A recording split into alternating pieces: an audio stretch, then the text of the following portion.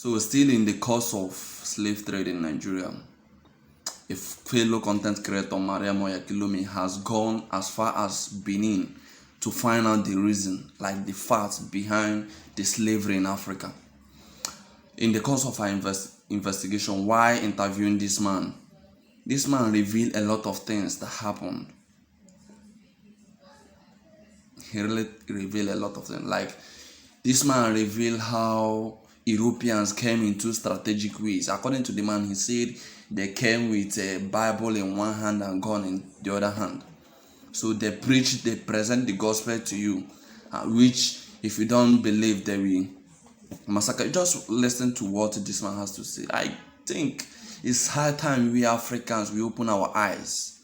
It's high time we open our. Such history can never be abolished. Such history, we need to know this. Watch this video. Like I wrote in one of my poems, they came with the Bible on one hand and a gun in the other hand, hidden behind them, putting the Bible forth to preach, thou shalt not kill, thou shalt not steal, thou shalt not do all that. And as soon as you are getting to believe, they put the gun on your head. When they came trickishly like that, they made the Oba to sign something he was not even explained. It's something they never explained to him.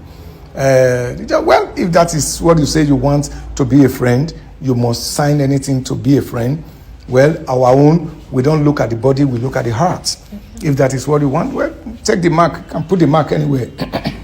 And then in 1895, they came back for the trade in pepper and rubber. Excuse me. Bless you. Yeah.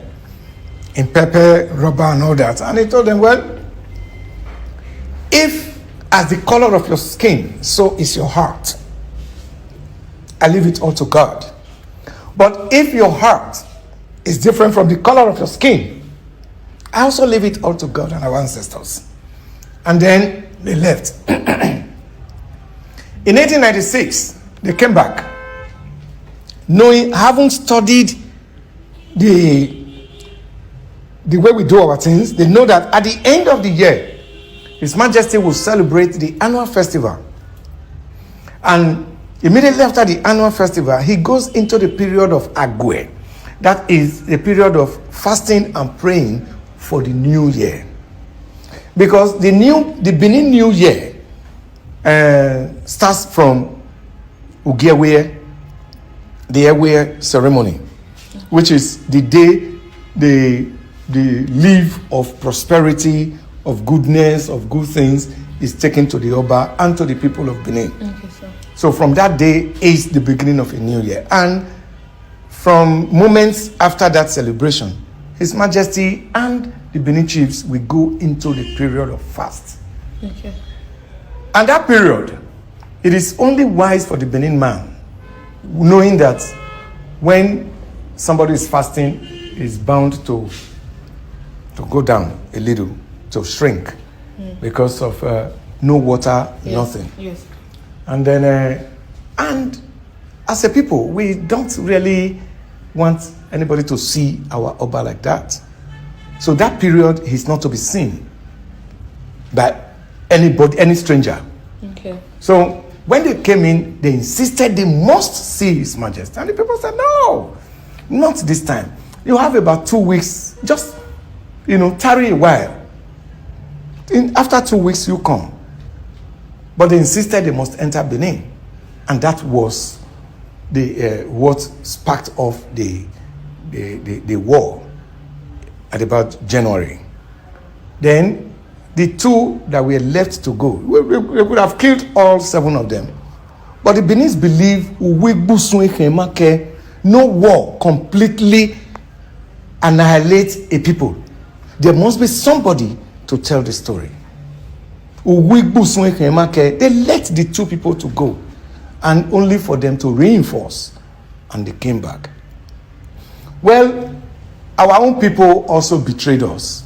Benin people. The Benin people betrayed the Benin, because at the time, some persons wanted to be, assuming His Majesty is removed now, and I'm so close to the white man, I could be made the Oba. But they forget that Obio Barioba, Obio Muinamogai, it is only the prince, the crown prince, that can become the Oba of Benin. Not how strong, how powerful, or whatever you are. The son of the wood carver inherits his wood carving tools from his father. Yes. So the son of the bronze caster inherits the tools from his father. And so only the crown prince of Benin Kingdom can become the Oba. Yeah, okay. So that was what happened in 1897. They betrayed the Benin people, the Obaseki at that time. Not the entire family now, let us know. But the Obaseki of Benin at that time betrayed the Oba of Benin. You know, when the Ezomo of Benin took the Oba into hiding in a place within the Ezomo palace, only Obaseki was aware of When that Oba plan. was- okay. So he took the white men there, thinking and believing perhaps if the Oba is killed, he could become The king. the king. And it is not possible. In Benin, Oba, I go back, I go back, see me, I go back. No matter what it is, the Oba is not man. He is God on earth. It's our belief, whether people want to take it like that or not. Yes. That is our strength. Oba Ujedu, Oba Unwagbon, Oba Adisagbon, Seya, Oba Dolagbonji. So, and then, when the Oba was finally taken, he still stubbornly refused to bow.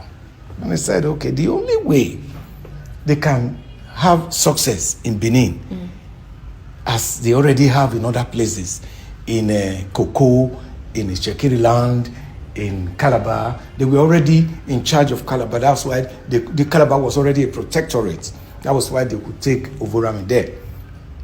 But they still gave him all the liberty of a king. That he went with wives, with chiefs, and a few of the children. And when he got there, Ovorame was not in captivity for up to 3 years. But when they now asked him to come back, when they asked Ovorame to come back, the Williams family, the Effiong family of Calabar, they can tell you this part of the history. Because it was their great-grandfather, Ophiong, I think, either Ophiong or Effiong, that gave a whole place to His Majesty. He built a palace. The palace of Oba Ovorame is in Calabar. It's a tourist, a place of tourism. You can visit there. Anybody can visit. It's there. You know, the very bedroom and everything. I have been opportuned to be there. So when he got there, he said, okay, you can go back to your people. He said, no. He was not returning because he was betrayed by his closest ally, his closest friend. And so he saw that if he returned with the kind of Oba he was, the man that will speak and spit fire. So there was going to be unrest. The better thing is to just let the dog sleep off. But What does it mean, sir? the head of the tiger can never get missing in the forest. Wow. You see, this man really has a lot to say. Like this man, step by step. I guess we all Africans, it's high time we go back to history. Like, there are a lot of things we need to learn about our history, about our forefathers. Especially here in Nigerians, we need a lot to learn, you know. And it's high time we start going back to what happened to our forefathers.